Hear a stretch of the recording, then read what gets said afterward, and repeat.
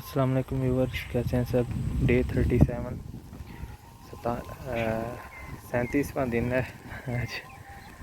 37वां दिन हो गया। तो बासमती 515 राइस सीडलिंग चावल की पनीरी का, इसमें कल स्प्रे कराई थी। तो स्प्रे के असरात एक दो दिन में ज़ाहिर होंगे। अभी तो आहिस्ता आहिस्ता लग रहा है कि थोड़ा सा कमज़ोर हुए हैं, लेकिन एक दो दिन तक पता चलेगा कि ये असर हुआ भी है या नहीं हुआ। अच्छा जी, 37 दिन में ये कितने बड़े हो गए उसके बारे हम नज़र डालते हैं। 37 दिन में ये इतने बड़े हो चुके हैं। ये देखें, 37 दिन में इतने बड़े हो चुके हैं। आपको इस सीरीज़ की पूरी प्लेलिस्ट मेरे चैनल पे मिल जाएगी। अगर आप चैनल पे नए हैं तो इसे सब्सक्राइब कर लें, वीडियो को लाइक और शेयर भी कर दें। ठीक है जी, सारी वीडियो देख लिया करें। Thank you very much.